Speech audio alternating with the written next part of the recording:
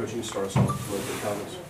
Yeah, it's a tough one. A lot of kids in that locker room that are hurting right now, and you know, he's tough because you want something good to happen for those guys. We got to find a way to regroup, and it's a short week.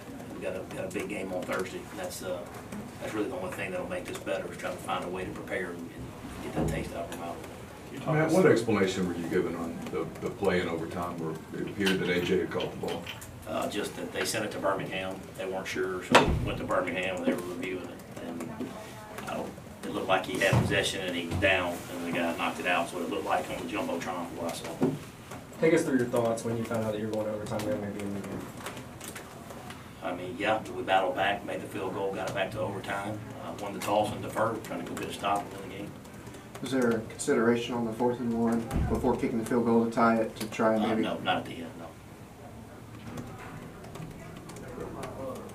Offensively, Matt, it looked like you guys had opportunities in the red zone and weren't able to finish enough drives for touchdowns. Yeah, that's the story of the game in my mind. And any one of those field goals is a touchdown. You win the football game. And you know, again, you know, we got to. I think the ball was going to the right. We just got to make the plays when they're there and score touchdowns in the red zone. The red zone issue has been one you guys have kind of battled all year. Tonight, was there any commonality with it? Was there anything that? No, just had a lot of had a couple of drops. You know, had a couple of balls that were knocked away in the last second. A couple of reviews, but you know, any one of those go our way. You know, that's again, you got to find a way to get it in the end zone. How was Jordan's ankle tonight? Did that bother him at all? It looked like he was a little bit better, maybe even than last week, and ran a little bit better. You know, not 100%, but it was good enough where he was able to execute. How did you think you guys responded without Scotty? You know, we certainly missed him. But, you know, Isaiah stepped up. I'm not sure what he rushed for, but we struggled a little bit in the first half. He got going some in the second half. Maybe missed Scotty a little bit in protection, and then obviously his breakaway speed. But you know, I feel like Isaiah stepped in their battle. So did Sweeney. Do you think Scotty's presence could have changed how things went in the red zone? You don't want to speculate. I mean, it's just next man up. Do you have any update on Sean Rawlings and his Yeah, it was an ankle. He couldn't go. During that review, you guys have, I don't know, 4 or 5 minutes probably. Did you end up drawing up the play on 4th down that you wanted, or kind of what was that? Yeah, no, it was a cat and mouse game. We wanted to make sure that that either AJ or Lodge had a one-on-one touch. But I mean, those are our 2 best players, and we wanted to make sure that there was a one-on-one. So it was a little cat and mouse game with the timeouts and things like that. But wanted to get a one-on-one to our best players. Do you know about Scotty's availability for the Egg Bowl?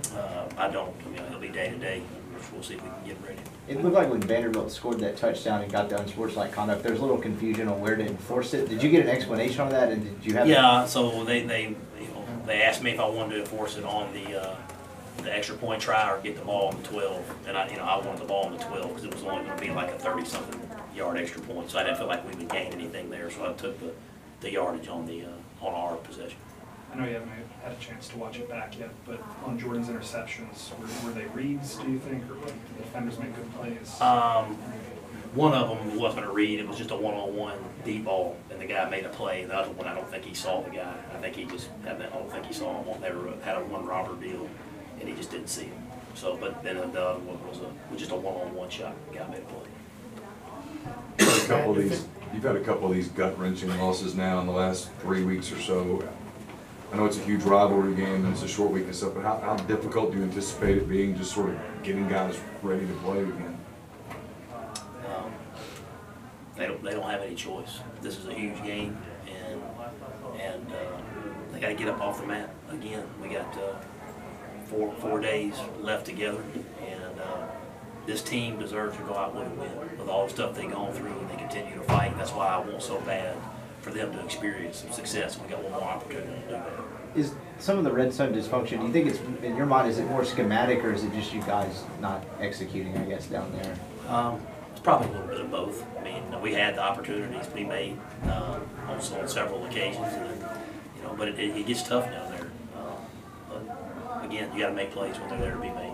Do you think at this point part of it might be mental? I don't think so. I don't think so. You just gotta go out there and play. You can't, you don't worry about you know, last week, 3 weeks ago when you're out there, that didn't have anything to do with it. You just gotta go out there and make the play. Defensively, what'd you think of your guys' effort and production?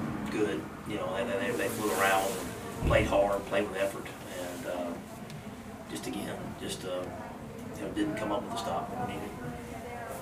Anything else for Coach? All right, we're going to do players' assistants on the field.